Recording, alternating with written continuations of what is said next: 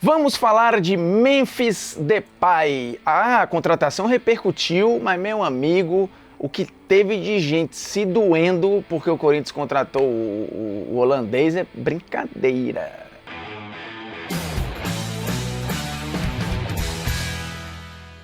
Seguinte, se inscreva no canal aí, toca na notificação, deixe seu like, seu dislike, comenta o conteúdo, compartilhe o conteúdo, os botõezinhos estão aí, um monte de gente de tecnologia lá no Vale do Silício se reúne e fala, vamos criar um botão aqui de like, a pessoa gostou, ela aperta um botão, like, não gostou, dislike, então tá lá pensado para você usar, aperta o botão, se gostou, clica, não gostou, clica também, e tem uma abazinha um lugarzinho de comentário para você o quê? Comentar, então por gentileza, tá? Seguinte, Memphis Depay contratado pelo Corinthians, um custo alto, um contrato até metade de 2026, mas que mexeu muito com o torcedor, ele adorou a recepção, deu uma entrevista coletiva que eu acho histórica, assim, muito legal, respostas longas, ele estava afim de falar, e eu acho que ele está muito afim de jogar pelo Corinthians, um movimento que, óbvio, vai custar dinheiro, porque nenhuma contratação dessa vem barato, mas o Corinthians está tentando. E aí não é meu papel aqui, neste recorte,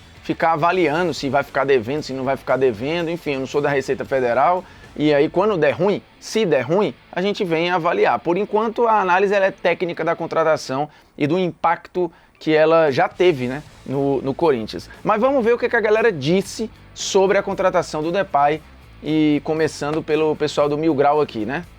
Bora! Ele tem um histórico de lesão recente, eu enxergo ele, e aqui não é coisa de clubista não. Eu acho ele meio que o Rames da Holanda, com todo o respeito aí da vida do Depay. Porque com todo o respeito já é pra meter uma porrada, né? Não, o Rames da Holanda eu discordo, o Depay jogou muito bem no Lyon e não tem muito tempo, né? O Depay teve uma passagem muito boa pelo Lyon, foi pro Barcelona com alguma pompa, mas aí realmente pegou uma transição difícil no Barcelona, e depois foi para o Atlético de Madrid, onde ele teve muitas lesões. Mas o Rames não joga bem num clube há mó tempão, pô. O Depay jogou bem um dia desse. O Depay foi para a semifinal de Liga dos Campeões com o Lyon. O Depay na temporada seguinte, na 2021, meteu 22 gols e 12 assistências. E na Holanda ele tá caminhando para ser o maior artilheiro da história da Holanda, né? Titular da equipe e tal. Aqui eu não sei se eu concordo não. Mas ele realmente tem um histórico de lesão mesmo. Ele tem algumas boas passagens em clubes, mas ele se esperava muito mais dele nos clubes do que o que ele desempenhou. Ele tem bons números em alguns e tudo mais, mas se esperava muito mais dele. Só que na Holanda ele é o segundo maior artilheiro da história, então isso é inquestionável. Então ele é meio que um Rames ali holandês, assim, ele se dá muito bem na seleção, mas nos clubes ele nunca desempenhou tão bem. Só que assim, eu vi o Cross falando, perto do que tem no Corinthians, é o Pelé, né? Isso é legal. Se você analisar a qualidade, os caras até falam, por que o Garro não tem muita assistência no Campeonato Brasileiro? Porque ele deixa os caras na cara do gol, os caras desperdiçam, né? Ele deixou o Romero na cara do gol e o Romero fez o gol contra o Flamengo. Aqui tem uma boa avaliação, é tipo isso mesmo, o Garro é o cara que mais cria chances de gol, só que não se transforma em assistência muitas vezes porque a galera não colabora, né?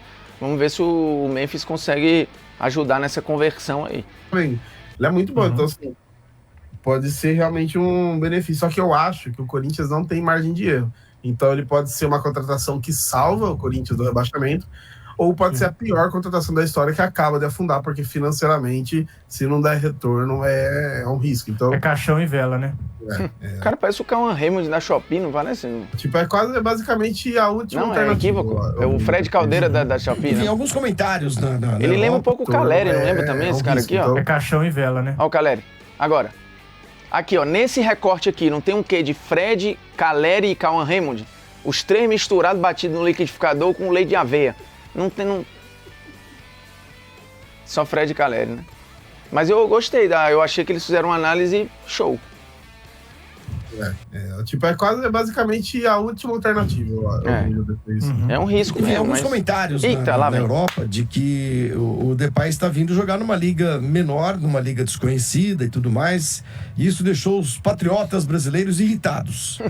Eu acho que faz algum sentido quando você compara as ligas onde esse jogador poderia estar hoje, na Europa. A proposta que ele tinha era do Sevilha. Poderia jogar na Espanha. O Sevilha é maior do que o Corinthians? Não. Eu tava em termos de liga. Eu tô falando de campeonato, né? Se o Sevilha é maior que o Corinthians... Não acho. Não é. Não sei. Acho que não. Mas ele pode ser mais conhecido na Europa, o que não quer dizer nada, assim, porque sei lá, o Mônaco deve ser mais conhecido também na Europa, até porque tá lá. Isso quer dizer que é maior do que o Corinthians? Óbvio que não, a gente precisa ir para coisa proporcional. É história, é peso, enfim, várias coisas. O Corinthians, ele é maior do que o Sevilha, do ponto de vista proporcional é. Agora, óbvio que estar na Liga Espanhola é melhor do que estar na Liga Brasileira. Tanto que o Savinho estava lá na Liga Espanhola, foi bem no Girona e foi bater no Manchester City. E vários outros faziam o caminho. Mas enfim, vamos continuar aqui. Beijo pro Flavinho, hein? Ele tem uma gama de títulos que colocaram ele no nível... O pai dele foi um fenômeno, viu, da jornalismo esportivo. O pai daquele rapaz ali, ó, lá de cima, o Bruno Lohans, inventou a bola de prata da Placar. O prêmio Bola de Prata da Placar foi uma invenção do pai dele, o Michel Lohans. Informação também pra você. Ele talvez seja a quarta força da Espanha. O Sevilha entra... Então, exatamente. O Sevilha entra no campeonato para ser campeão? Não. O Corinthians, bem arrumado, ele entra em todos os campeonatos para ser campeão. Mais ou menos, né? O Corinthians bem arrumado já não entra para ser campeão há tem um tempo já no Brasileiro. Não vai a camisa não vai jogar sozinha, esse tempo passou. Não faz tempo que não, hein, Consumo? Ok, tá passando uma fase ruim, o Santos hoje tá na Série B. Acontece. Mas esse time, o Sevilha, jamais vai entrar no campeonato para ser campeão. Não entra. Não vai. O Corinthians entra. Se o Brasil hoje pode pagar 3 milhões de reais por mês para um centroavante... Belo cenário do PVC, viu? Diga-se passagem aí. Oi, que trio, hein? Domitila Becker, André Hernan e Paulo Vinícius Coelho. Excelente. PVC que é meu ídolo, né? Inclusive tive o prazer de encontrá-lo na final de Istambul, talvez? Isso. Dei um abraço nele lá. A primeira vez que eu conversei mais tempo com o PVC. De 30 anos da seleção da Holanda, por que não pode, o futebol brasileiro, estamos falando do Corinthians nesse caso, por que você não pode pagar para um jogador como o Estevão para ficar aqui 3 anos e fazendo com que o marketing funcione para pagar o salário dele equivalente à Europa? Aí temos um bom ponto. Acho a discussão excelente, mas para mim a resposta é simples. Você paga quase 4 milhões para um Memphis, porque ele tem um peso de marketing por uma história pregressa que ele já criou. O fato de vir de lá para cá, a importação já valoriza, a gente tem isso, não adianta, é do ser humano.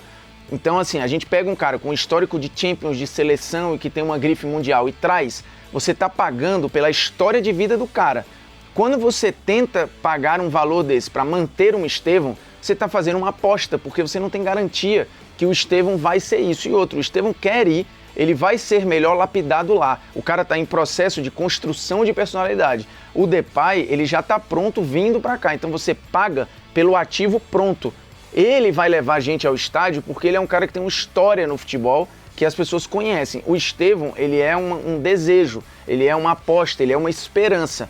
A esperança, ela custa mais caro ou mais barato do que algo que já construiu uma história.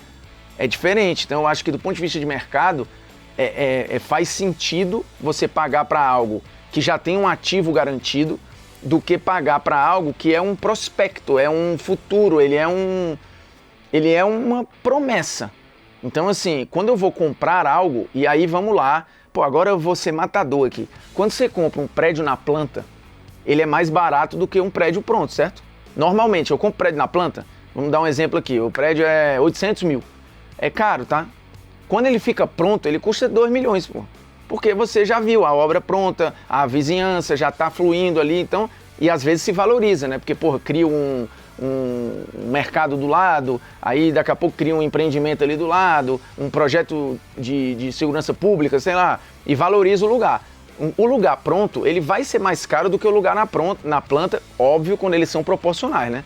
Também se eu pegar uma mansão na planta ou comprar um kitnet pronto, óbvio que a mansão vai ser mais caro. Mas eu não estou falando sobre isso, estou falando sobre lei de mercado. E acho que para a grife do Campeonato Brasileiro, se for assim, eu tenho que ter muito cuidado nisso que eu vou falar, mas trocar os Estevãos pelos Memphis, talvez valha mais a pena. É ruim pra gente, enquanto seleção brasileira, pro futuro, porque você vai ver esse cara crescer distante e tal, e com outra cultura de futebol. Mas pra marca do Campeonato Brasileiro, talvez valha mais a pena, como produto, ter o Memphis do que ter o Estevão. O que é muito doloroso de falar, porque depois o Estevão pode virar uma coisa insana, como virou, por exemplo, o Neymar. Mas, de novo, é uma aposta. Não tem garantia, pode ter um risco de lesão, pode ter uma porrada de coisa que faz o caminho do cara ir para outro canto. Então, eu acho a provocação do PVC fantástica, mas eu acho que não tem como comparar, velho. Não dá pra pagar 3.800.000 pra um adolescente do que pagar pra um cara que, porra, tem 30 anos de idade com passagem por United, Lyon, Barcelona, Atlético de Madrid. Difícil. Por que a gente contrata o número 10 da seleção da Holanda e vende o número 10 da seleção do Brasil? Essa pergunta, pra mim, é a pergunta do milhão. Porque se tem esse... Pô, então eu respondi a pergunta do milhão. Vou pedir esse Pix aí, PVC. Vou pedir o Pix. Um beijo, PVC. Dinheiro no Brasil, o Brasil podia estancar o êxodo e fazer uma seleção brasileira que tivesse referência aqui dentro, com o nível técnico de campeonato brasileiro em pura evolução. Mas não é essa a opção nesse momento. Você traz uma grife internacional e vende uma projeção brasileira. Quando o Payet chegou, foi uma comoção se iria dar certo ou não. O cara tem 3 gols no ano. 3 gols. Fizeram uma festa, acho que, um dia. Né? O De La Cruz chegou, Coutinho, ninguém mais fala nada. Quantos programas foram feitos para falar que o Vasco fez um péssimo negócio? Nenhum. Vamos lá. O Gabigol faz 1 ano que tá no Flamengo e ninguém fala nada. Mas fala, e outro cara já deu 2 Libertadores e 2 brasileiros pro Flamengo, mano. Ele não precisa fazer mais porra nenhuma mesmo, não. Se o Gabigol não jogar mais, nunca mais na vida dele, ele já fez o que ele tinha que fazer. O Coutinho se machucou, mas tem toda uma questão do valor afetivo. O Payet chegou jogando bem, ajudou ali o Vasco num primeiro momento, depois teve lesão. Eu quero ver onde é que o Neto vai chegar aqui. Agora, com o Depay, com o Memphis, né?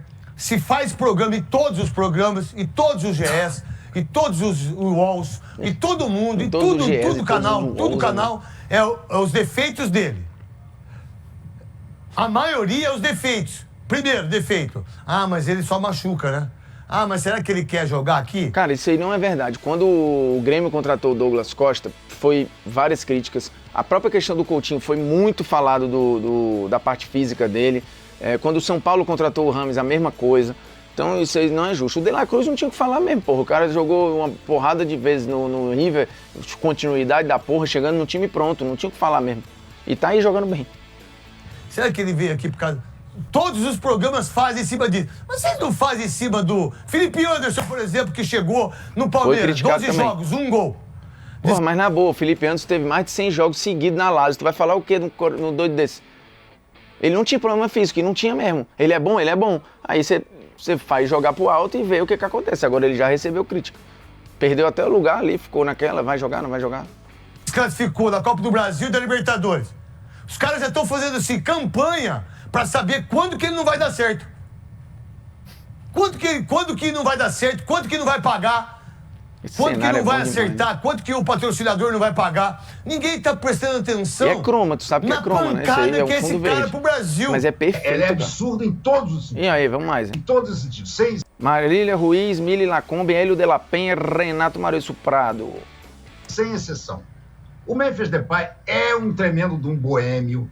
Vai vir pra cá pra tomar caipirinha, pra viver na noite, pra viver vivendo a estilo Gabriel. Quem acha que o Memphis Depay vai chegar aqui e vai comer a bola, vai se decepcionar muito. Ouçam o que eu estou dizendo.